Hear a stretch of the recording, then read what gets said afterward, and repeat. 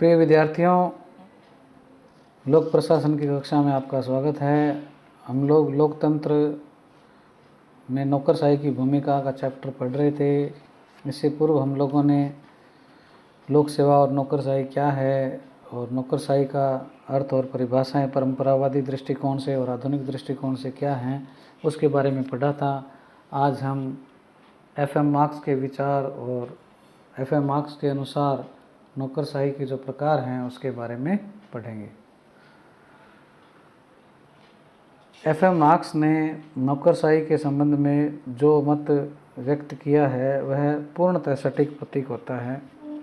उन्होंने कहा है कि करोड़ों लोगों ने नौकरशाही शब्द नहीं सुना, किंतु जिस किसी ने भी सुना है वह या तो उसे उसके प्रति शंकालु अथवा यह समझता है कि नौकरशाही शब्द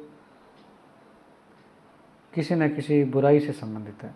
यद्यपि पूछे जाने पर वह इसका अर्थ बताए जाने से कतराएगा, किंतु वह अवश्य कह देगा कि इसका मतलब कोई बुरी बात है। विभिन्न विद्वानों ने नौकरशाही को विभिन्न अर्थों में देखा है।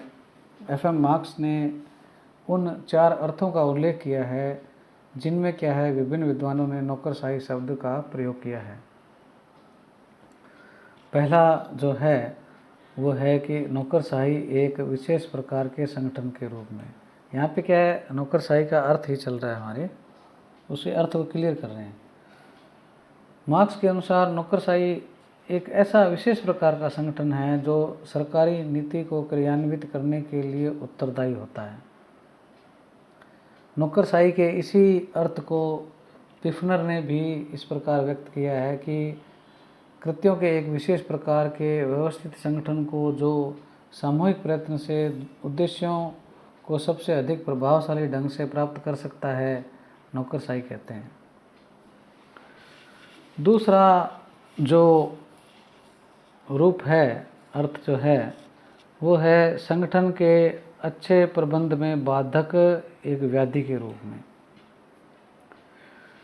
लास्की एवं जॉन विग ने नौकरशाही की उन विशेषताओं जिनके कारण नौकरशाही को एक बीमारी या व्याधि या समस्या के रूप में दिखाया गया है का उल्लेख किया है, और उसमें उन्होंने बताया है कि प्रशासन में दैनिक कार्यों पर बल देना, नियमों की तुलना में लचीले बल को त्यागना, निर्णय में विलंब करना, मनमानी करना, ज़्यादा खर्च करना, नवीन प्रयोगों में आस्था न रखना, रुचि नहीं लेना, ये बातें बताइए। इसी प्रकार कठोरता, यंत्रवत्ता, अमानवीयता, औपचारिकता, घमंड, आत्म उन्नति, आत्महीनता आदि क्या है नौकरशाही के प्रमुख लक्षण हैं। इन गुणों या अवगुणों के कारण नौकरशाही अच्छे प्रबंध में एक क्या है बाधक व्यवस्था के रूप में देखा जाता है। एक है नौकरशाही बड़ी सरकार के रूप में। यहाँ पे हम क्या है नौकरशाही किन किन अर्थों में प्रयोग में लाया जाता है उसके बारे में देख रहे हैं। एक विशेष संगठन के रूप में भी आता है, अच्छे प्रबंध में बाधक के रूप में भी आता है नौकरशाही शब्द का अर्थ, और एक बड़ी सरकार के रूप में भी आता है, bureaucracy as a big government. आज का युग बड़ी संस्थाओं का युग है। सरकार, नियम, निगम, व्यापारिक संघ, कार्मिक संघ, मजदूर संघ, विभिन्न राजनीतिक दल एक विशाल क्षेत्र में कार्यशील है। समस्त प्रशासकीय संगठनों का जो आकार है कदाचित नौकरशाही के कारण क्या बढ़ रहा है।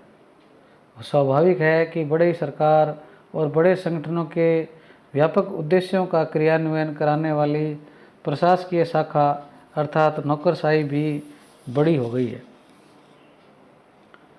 नौकरशाही के अंतर्निहित वृत्तियों के कारण इसका अपना स्वयं का आकार अति विस्तृत और अनियंत्रित होता चला जा रहा है। तो एक प्रकार से नौकरशाही क्या है, एक बड़ी सरकार के रूप में भी परिलक्षित होती है।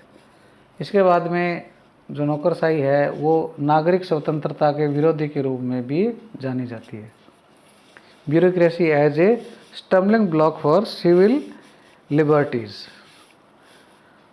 नौकरशाही के बारे में लास्की के इस मत का पहले भी उल्लेख किया जा चुका है, जिसमें उन्होंने इसे सरकार की एक ऐसी प्रणाली माना है जिसका नियंत्रण पूर्ण रूप से अधिकारियों के हाथों में होता है और जिसके कारण सामान्य नागरिकों की जो स्वतंत्रता है वो खतरे में पड़ जाती है। विभिन्न विद्वानों ने नौकरशाही को एक ऐसे संगठन के रूप में देखा है जिसका उद्देश्य केवल स्वयं की उन्नति करना है, चाहे उसके लिए नागरिकों की स्वतंत्रता को ही हानि क्यों न पहुंचानी पड़े। तो इस प्रकार से ये क्या है, एफ.एम. मार्क्स के नौकरशाही के संबंध में विचार थे। इसके पश्चात हम एफ.एम. मार्क्स के नौकरशाही के प्रकारों के बारे में देखते हैं। एफ.एम. मार्क्स ने नौकरशाही को 4 श्रेणियों में वर्गीकृत किया है। पहला है अभिभावक नौकरशाही, गार्जियन ब्यूरोक्रेसी। ये क्या होती है? ऐसी नौकरशाही जिसके द्वारा एक अभिभावक जैसे दायित्व संपन्न करता है, वह जनसाधारण के लिए सदैव चिंतित रहता है। प्लेटो के आदर्श राज्य की योजना ऐसी नौकरशाही का प्राचीन उदाहरण है।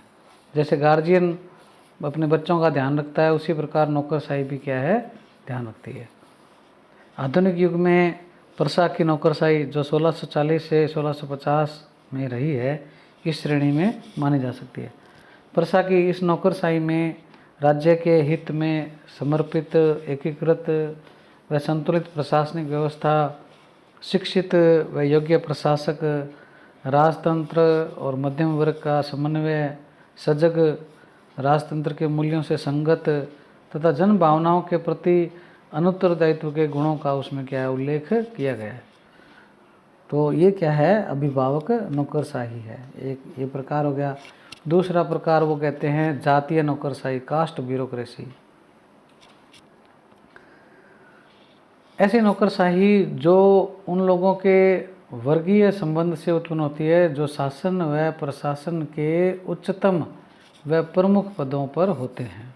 यानी जो लोग शासन और प्रशासन के उच्च व प्रमुख पदों पर होते हैं, उनसे क्या रिलेशन से क्या है, ये पैदा होती है।